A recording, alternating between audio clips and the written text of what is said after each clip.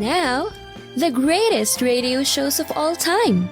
Suspense. The Shadow Node. Washington calling David Harding, counter-spy. Classic radio theater. The Great Gildersleeve. Fibber McGee and Molly. Dragnet. Gunsmoke. The Lone Ranger.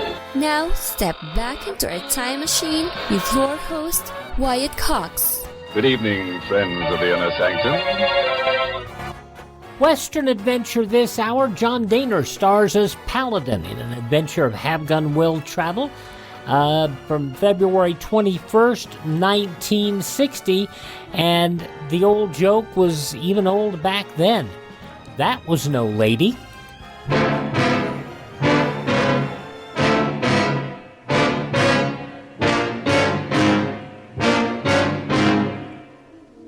You made a contract with me under false pretenses. Usually, when I get forced into a corner, I can shoot my way out. But this time, you've made that impossible.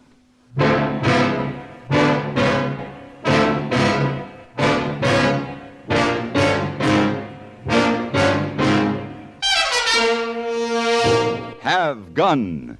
Will travel. Starring Mr. John Dehner as Paladin. San Francisco, 1875. The Carlton Hotel, headquarters of the man called Paladin.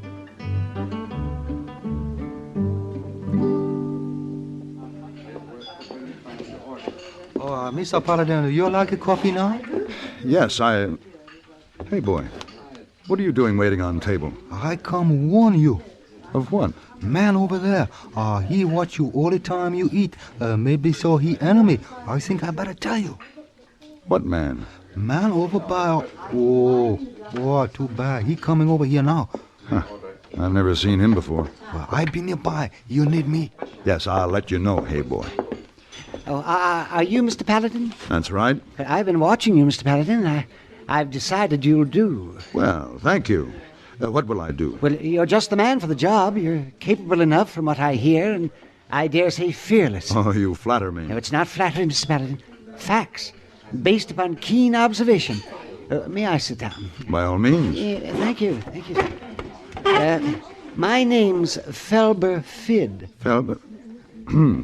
What can I do for you, Mr. Fidd? Well, I've been sent here by the respectable element of Brackwater. Brackwater? Yes, a cow town south of the Tehachapies. Oh, yes. The respectable element has triumphed in Brackwater, Mr. Paladin. Oh. Triumphed, I tell you, but it was not an easy victory. Well, virtue's victory never is. Well, there remains, however, one pocket of resistance, one holdout, one sink of sin. And that's where you come in. Where I come in? Exactly. A.J. Bannion's the name. Of whom? The holdout. A.J. Bannion, proprietor of the Paradise Saloon, which I tell you is indeed a cesspool of corruption. This A.J. Bannion refuses to listen to the sweet voice of reason, so we are compelled to employ the force of your persuasion. At my usual fee, Mr. Fidd? Of course. Well, that's a relief. So often I've found that the respectable element believes that virtue is its own reward. Well, not in this case. We will pay. Well, then, you have just engaged a Pied Piper who guarantees to remove the rats of Brackwater. Wonderful. I thank you, Mr. Paladin. I thank you indeed. Oh, how the good folk of Brackwater will rejoice when they hear these splendid tidings.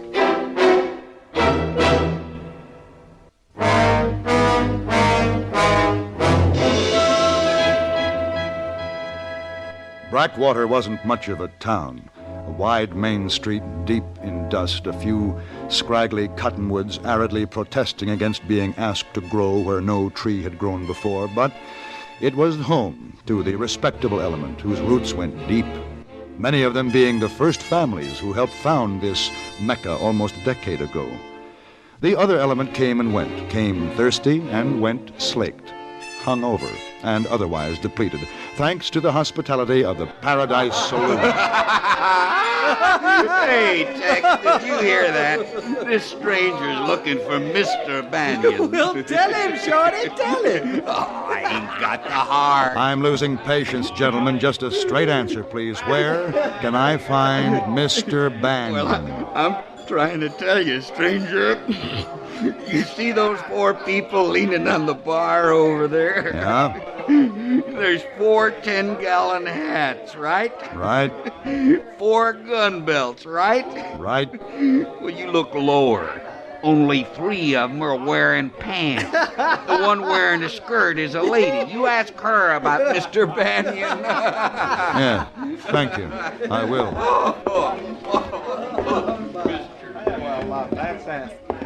I beg your pardon, ma'am. Yeah, what can I do for you, stranger? Well, they said that you could tell me where to find Mr. Bannion. Mr. Bannion? There ain't no Mr. Bannion. There never was. A.J. Bannion? A.J. Bannion. That's me, Alice Jane Bannion. Oh. Any comments, criticisms, or objections? Oh, no, none at all. Well, then what can I do for you? Nothing, ma'am. Nothing at all. I guess I got the wrong party. I'm sorry to have troubled you. No trouble at all. Drop in anytime you're thirsty. We got the best drinking whiskey in town. Matter of fact, it's the only drinking whiskey in town.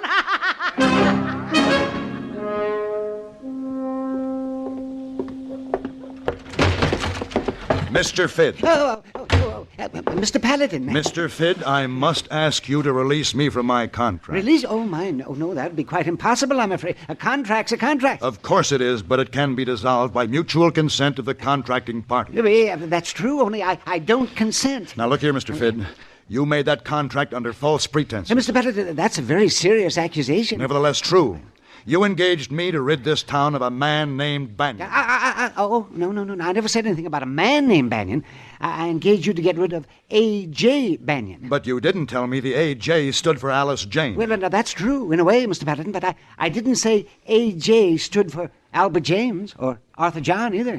Now, did I? No, but you led me to believe. No, I did not, Mr. Paladin. The subject just never came up. But I can't get rough with a woman. Well, you can with this one, and she'll get rough right back to you. Rougher. She is the roughest woman you'd ever want to meet. You don't suppose if she wasn't that we'd be wasting the town's good money hiring an expert like you? No, sir. We'd have thrown her out ourselves. We tried, but she wouldn't cooperate. Mr. Fidd, you place me in a most difficult position. But I reckon you've been in worse ones before. But I could shoot my way out of them. Well, you might have to shoot your way out of this one before you're through.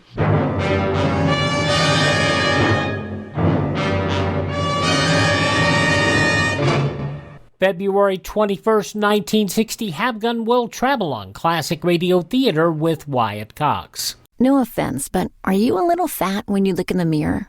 How would you like to learn the secrets to lose 3 to 5 pounds a week easily without joining the gym or going through any crazy diets? It's called Body Sculpt by Med Diet. For the last 2 decades, we've been helping people just like you that have pounds they want to shed.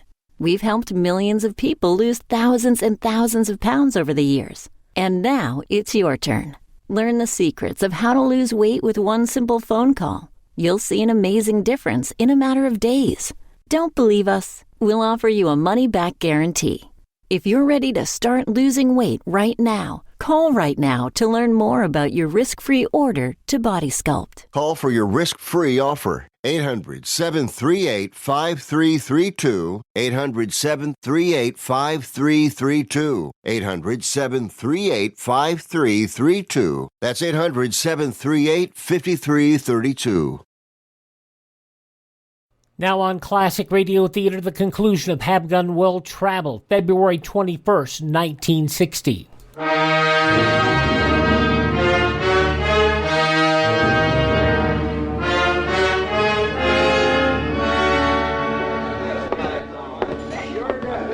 Well, good evening, stranger. Evening.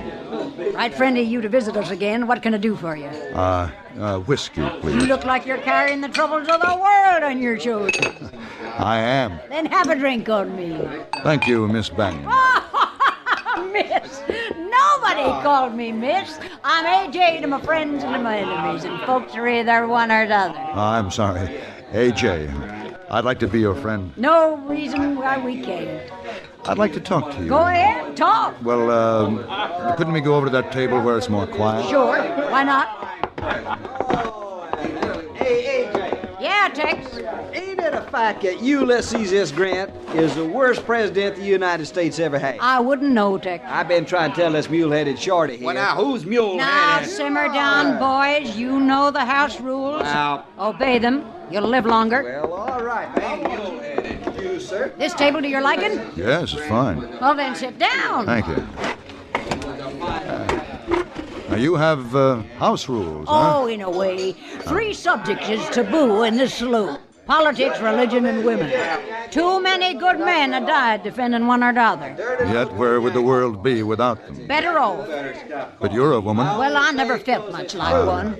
That's a pity. Oh, I don't know. I'd rather be the way I am than be yoked up to one of these hairy-eared Ranahan. These aren't the only men in the world. Only ones I ever seen. I was born among them, raised among them, and feared to die. Johnny Rap. I'm ready anytime. Just a minute. Excuse me, stranger. Tex! What? Shorty! I warned you! You shot my hat off. Mine too. Next time I'll shoot your head off. I told you to simmer down. I don't mind if you kill each other, but do it outside. Won't have none of you giving this place a bad name. Now, where were we, stranger? We were talking about you. What were we saying? Well, I believe that I had observed that it was a pity that a lady of your obvious charm and talent should be born to blush unseen and waste her fragrance on this desert air. Stranger, you talk plumb poetic. It is time, Miss Bannion, that you thought of yourself as a woman. A woman still young, still attractive. A woman for whom some man somewhere awaits. Where? Who knows? Certainly not here. The world, my dear Miss Bannion, is yours for the taking. So why don't you abandon this provincial backwater? Come into the wide, wonderful world of gallant men and lovely ladies of whom, believe me, Miss Bannion, you have no peer. You make that sound mighty tempting. Then you will leave Brackwater? Well, I might permit myself to be persuaded. Then by all means, permit me to persuade you. Look at these hairy-eared tin horns and ask yourself why you spend another day in this jerkwater town. Why, say you are right. You've convinced me that I was born for better things than this. Good. How soon can you leave? Just as soon as you're ready. Me? Yes, sir, just a minute, dearie. Listen, boys! I got an announcement to make. First off, tonight the drinks are on the house. Wait a minute! The drinks are on the house because I am closing down the Paradise Saloon. The panty-waist crowd in this town has been wanting to get rid of me for some time now. You all know that. What they wasn't able to do, this stranger has done. He has opened my eyes and he's gonna take me out of all this. Oh, now, wait a minute. I didn't say So that... tonight's the last night, boys. Drink hearty! Oh, but now, Miss Bannion, please. Oh, well. Have it your way for now, A.J.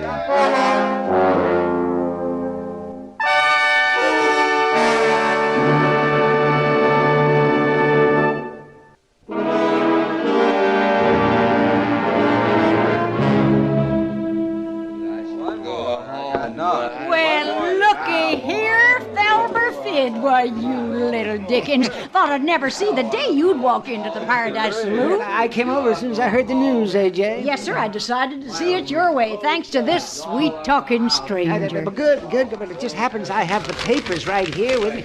You want to sign them now? You making the same offer? The same offer. All righty.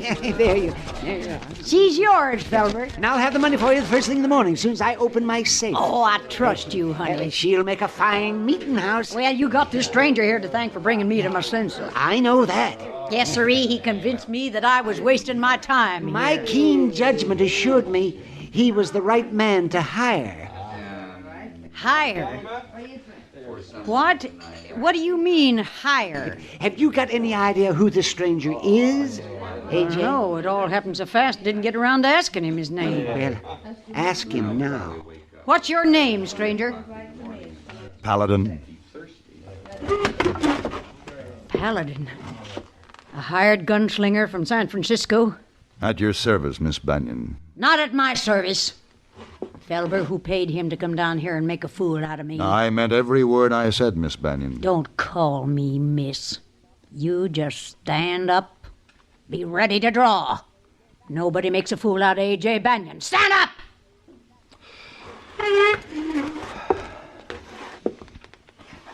Go ahead, Paladin. Go for your gun any time. Although you seem to doubt it, Miss Bannion, I have principles, among which is consideration for and admiration of the weaker sex. Weaker sex, draw! I have never drawn on a woman, and I shall not begin now. Draw! You won't draw unless I go for my gun, and, as you see, my hands are in the air. Which makes it convenient for me to relieve you of your gun. You may live to regret that you didn't let me kill you in a fair fight, because I'm gonna make you prove all those sweet words you told me. Why, you're a-gonna wine me and dine me, Mr. Paladin. You're a-going to romance me. You're going to show me the world. At gunpoint, if necessary. Felber? Yes, A.J.? You still deputy in this town? Yes, A.J. Want to do me a favor? Sure, A.J. Lock this critter up in the jailhouse until I come for him in the morning, will you? Sure, A.J. I'll be glad to. Come along, you.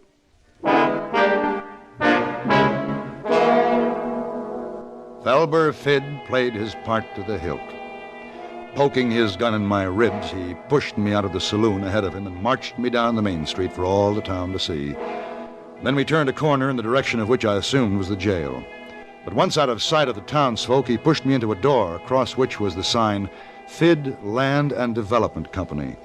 Inside the office, he locked and bolted the door. Now, this time you've gone too far, Paladin. Look here, Mr. Fid, just pay me my money. I'll be on my way. With A.J.? Not if I can help it. But she said... I can't help what she said. You wanted me to close her saloon, and I did. But I said nothing about taking her away from Brackwater. Oh, that's her idea. You've bewitched her. You've stolen her from me. From you? Yes, Paladin. And you may as well know. I've admired Miss Bannion from afar for a long, long time. I've always felt if she could be deterred from her evil ways, she would make a man like me a fine wife. Oh, Mr. Fid. The fee I offered you was not put up by the respectable element of Brackwater, but by myself. And I must say in all frankness, I don't feel compelled to pay you for this ultimate breach of contract. Look, Mr. Fid, I don't want the lady, just the money. Oh, yes, but it appears you have her. She is leaving with you. Not if I can help it. Look, if you want her, take her. You didn't mean what you said to her? Oh, yes, I meant every word of it, but I didn't mean that I was the man to make her dreams come true. Oh, well, Mr. Paladin, you know, I think I am. Good. Now, you just hold that thought. And in the meantime, just give me back my gun and let me get out of here. Yes, I'm inclined to do that, Mr. Paladin, only there's one thing I want to verify before I let you go. What's that? Having watched your technique with A.J., I've come to the conclusion that one can't fail if one simply treats her as a lady. Ah, Mr. Fid, that's not only true with Alice Jane Bannion. It's true of every woman who ever lived.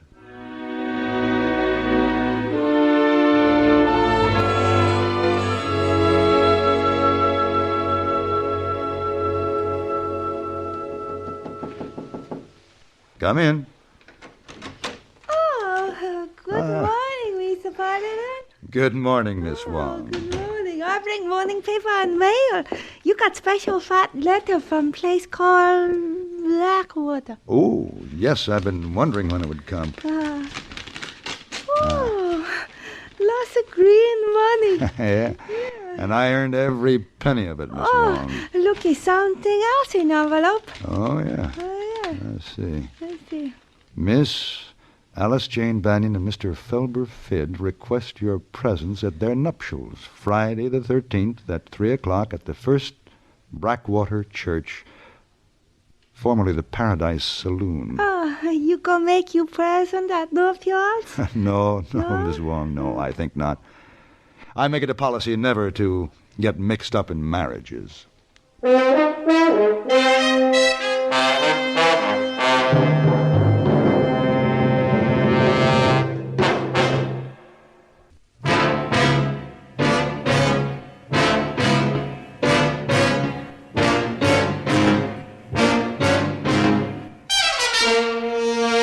Have gun, will travel.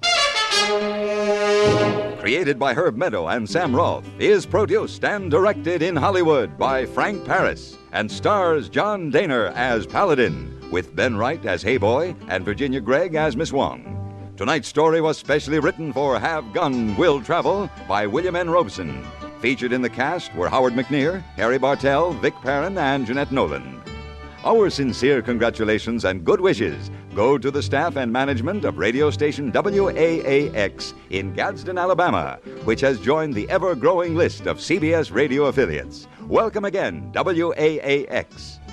This is Hugh Douglas inviting you to join us again next week when CBS Radio presents Have Gun, Will Travel.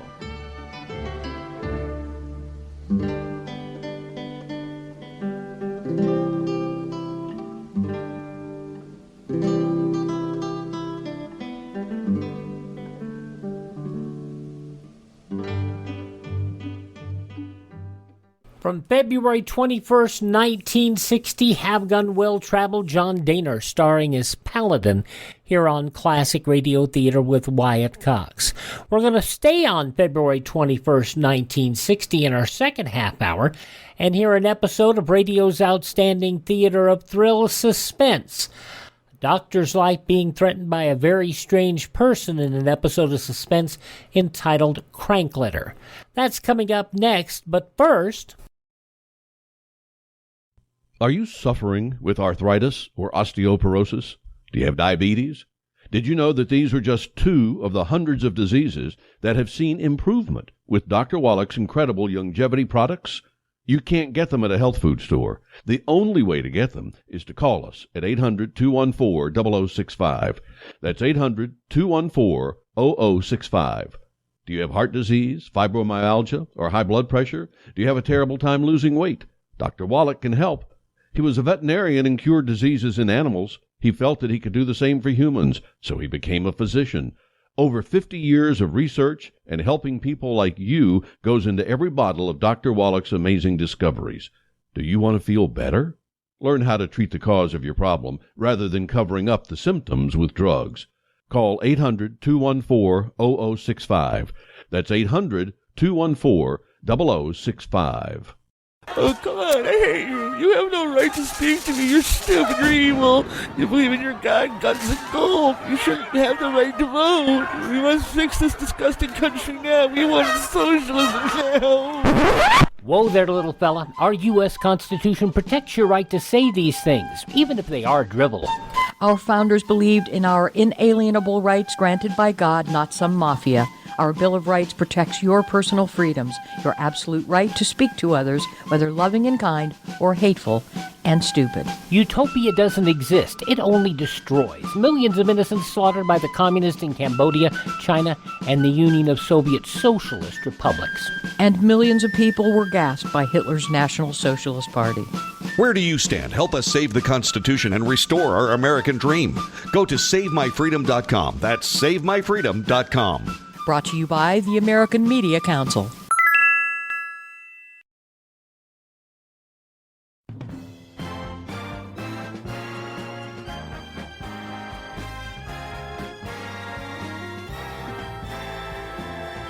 Now on Classic Radio Theater with Wyatt Cox, an episode of radio's outstanding theater of thrill, Suspense. February 21st, 1960, Crank Letter. And now, another tale well calculated to keep you in suspense. Have you ever received a letter threatening your life? And if you did, what did you do about it? Well, let's find out what Dr. Fraser did as we listen to Crank Letter, written for Suspense by Walter Black.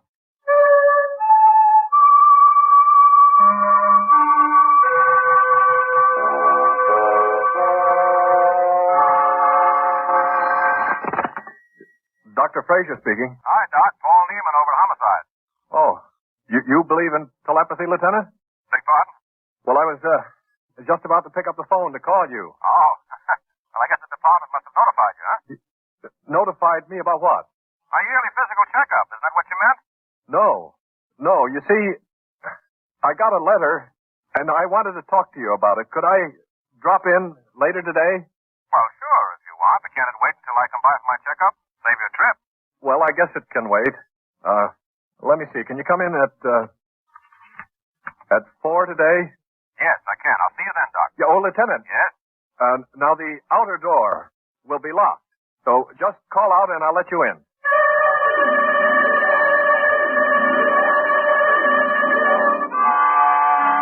You, can put your shirt back on now, Lieutenant. Okay. Well, what's the verdict? Oh, you're sound as a pre-war dollar. Although if I were you, I'd take off a couple of pounds around the middle. Well, I keep telling myself I will, but when it comes to my wife's cooking, I got all the willpower of a jellyfish. All right, Doc. Now it's your turn. You mentioned the letter. Yes. Yes, here. Read it. You quacks are all alike, murderers. Honest people aren't safe from butchers like you. If the law won't punish you, I will, the avenger.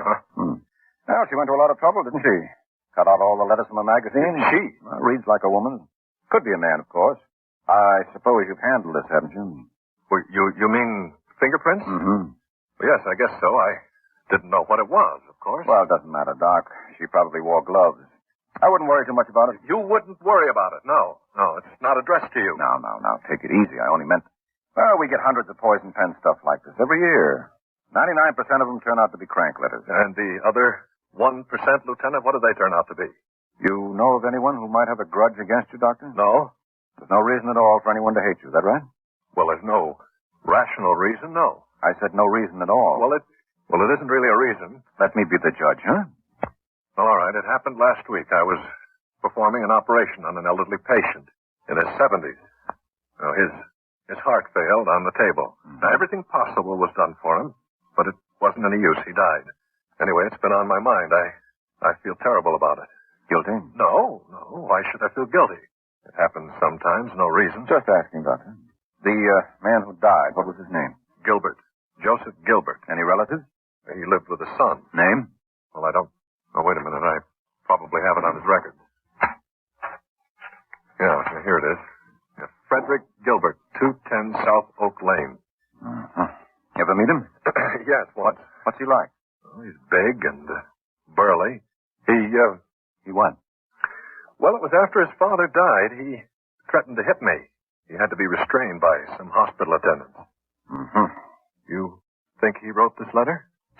Nope. I think it's just what I said it was, the crank letter. Beating you up sounds more like his type. I'm pretty sure it'll turn out to be just another crank.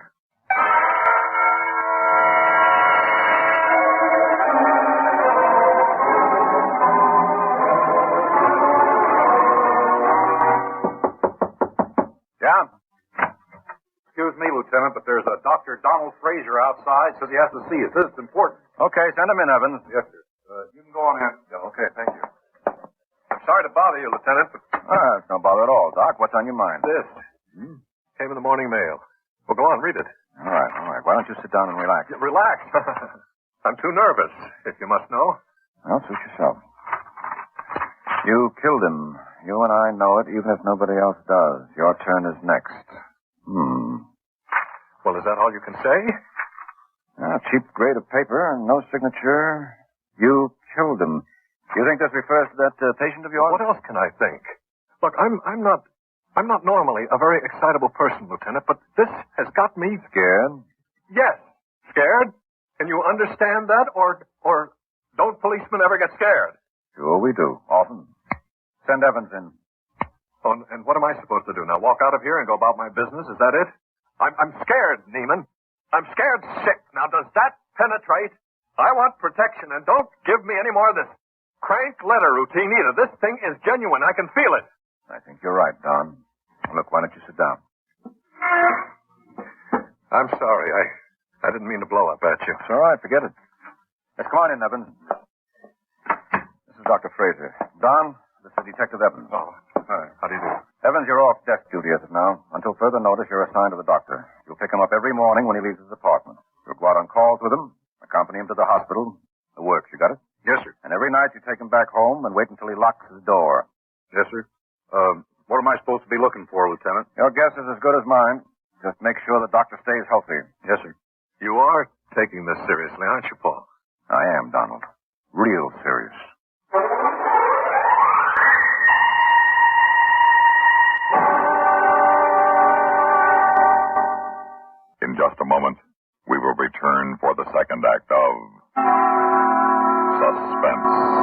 February 21st, 1960, Suspense on Classic Radio Theater with Wyatt Cox. Are you in bad pain? You know what I mean.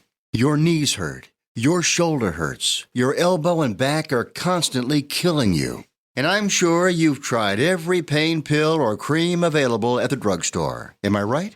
Well, here's something you haven't tried. Pain Magic.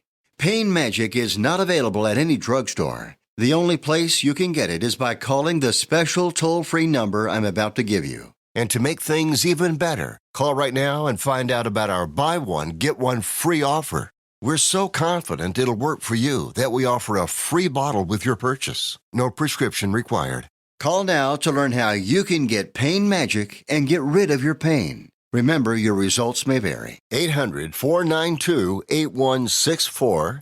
800-492-8164. 800-492-8164. That's 800-492-8164.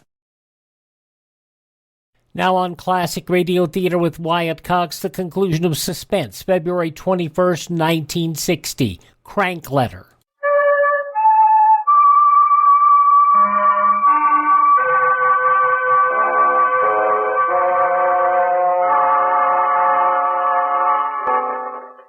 We was at the hospital from 2:35 to 7:15. Then we went to eat, went to a movie. Not a bad one either, Lieutenant. The one at the Palace. You seen it? Never mind that. No, sir. We got back to the apartment at 11:08. I checked it out like always. He locked the door behind me.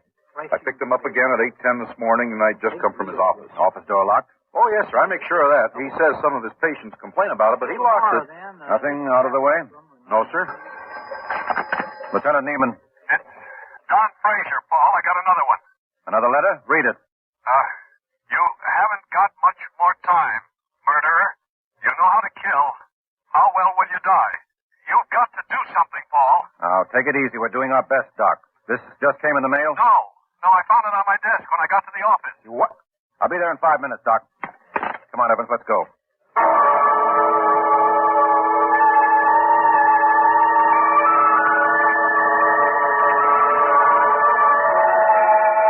All right, Doctor, now let's see what we've got. Your outer door wasn't tampered with. Neither were the windows or the catches. The building superintendent has been in. The cleaning woman was out sick, so she wasn't even here last night. Now, you're absolutely certain the door was locked when you left last night and locked when you got here this morning? I was with him, Lieutenant. It was locked, all right. Uh-huh. And yet there was the letter right on your desk. How did it get there?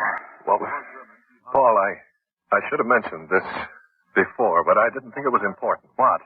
I lost my key ring last month. You what? Now, it was only missing 2 days, and then somebody returned it through the mail. It had my name on it. Now, ain't that just Jim Peachy Dandy? Well, I'm sorry. I didn't think it meant anything. Evans, call the station. I want that man Gilbert brought in. Let's find out about Gilbert once and for all.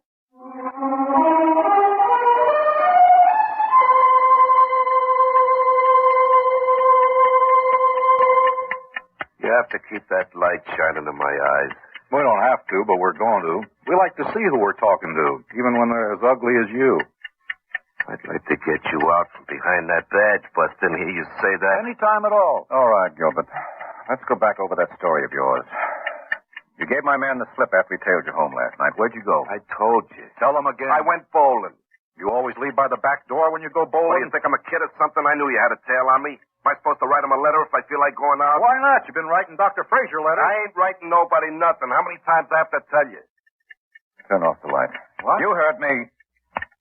And get that clock out of here. It's making me jumpy. Yes, sir.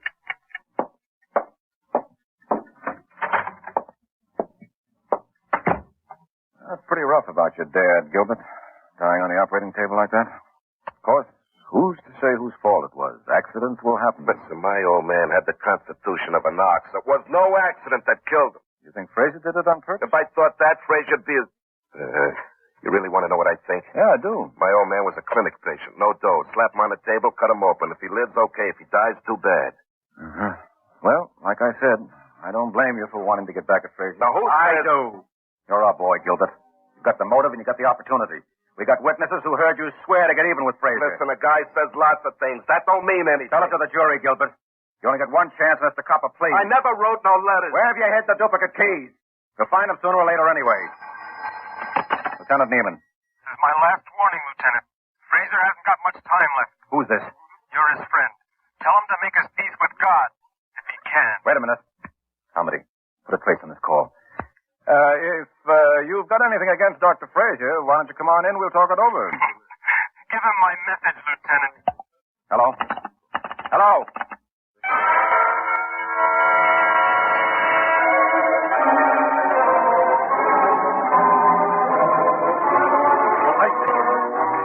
I just don't get it.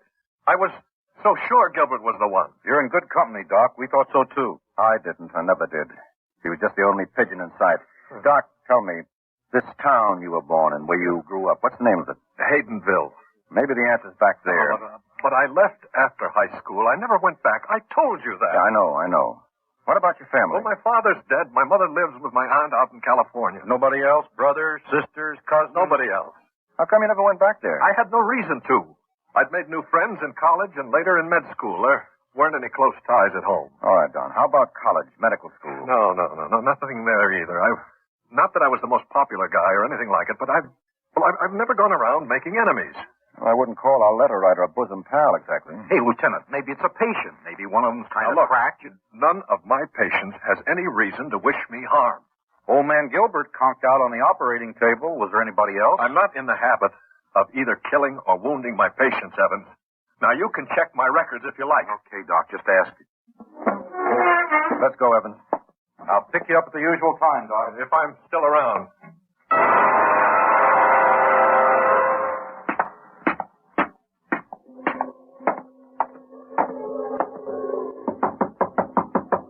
Okay, Doc, it's me. Up and at 'em. Hey, Doc, it's me, Evans. Let's get going. I like some breakfast. Doc? It smells like... Hey, Doc! It's not locked. That's gas. Hey, Doc!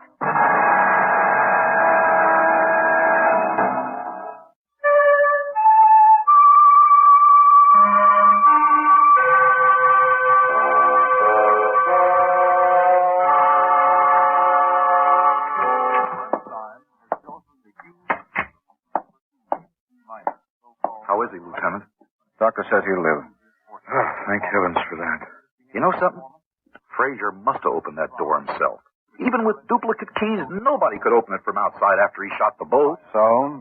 Well, so in a case as crazy as this, it's nice to have one solid fact to sink your teeth into. Crazy is right. No sign of a struggle, not a mark on him. Yet there he is, stretched out on the couch and every burner on the stove going full blast. Lieutenant, I just thought of something. Whoever the guy is, he's someone Fraser knows. You don't open the door in the middle of the night to a stranger. No kidding. Well, it's something. It's nothing.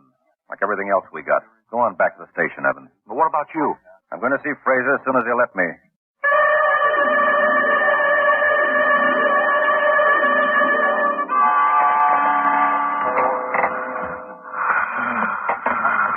Dr. Fraser? Don? Can you hear me? It's Neiman. You're going to be all right, Don. You hear me? You're going to be all right. He was lucky this time. He won't be again. What? I should have turned the gas on earlier. Doc, that voice, what are you trying... Next time I'll use a gun. That's the... It was you on the phone, wasn't it, Doc? It was me, Lieutenant. What's going on? It's very simple. I called you. I wrote the letter. I tried to kill him. And I'll try again, only the next time... All right. It was you. Who are you? Donald Fraser. But, Doc... Okay. You're Donald Fraser. Where do you live? 92 Main Street. Haydenville. Haydenville. Where do you work?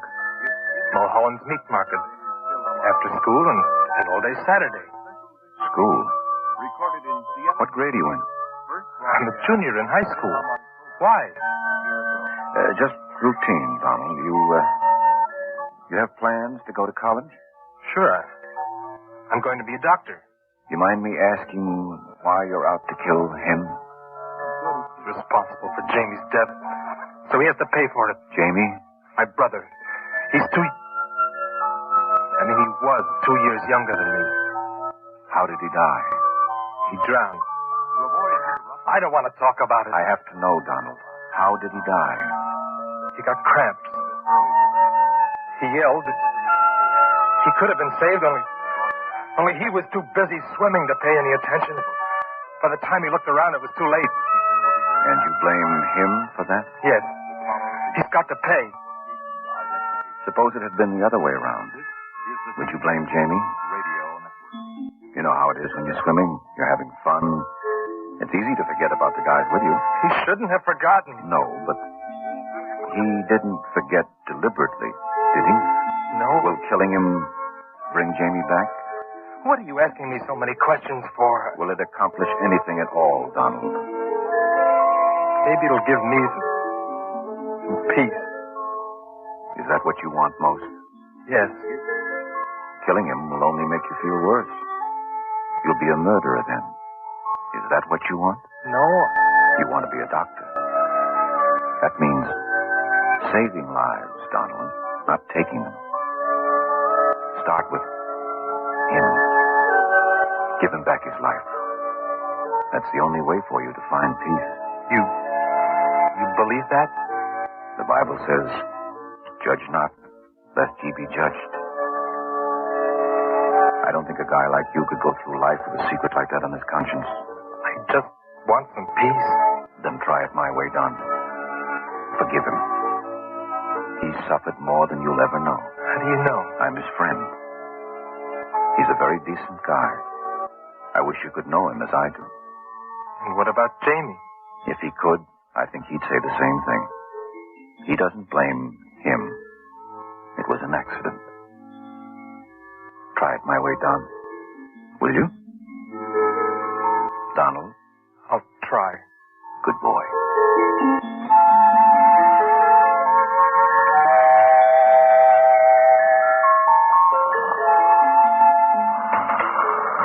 Doc, can you hear me? No.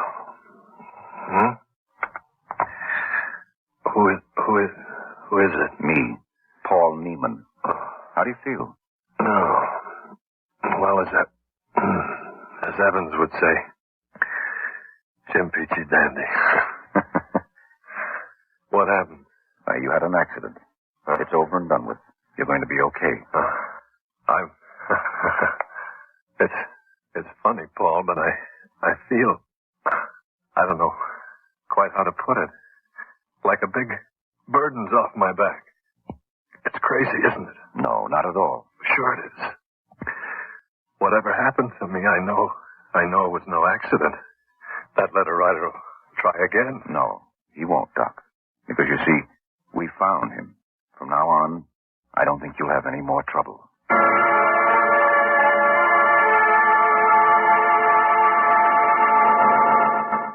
Suspense. You've been listening to Crank Letter, written for Suspense by Walter Black.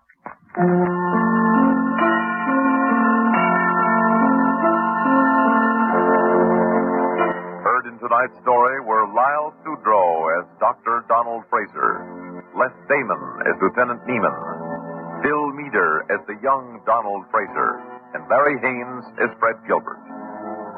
Listen again next week when we return with Lieutenant Langer's Last Collection by George Bamber. Another tale well calculated to keep you in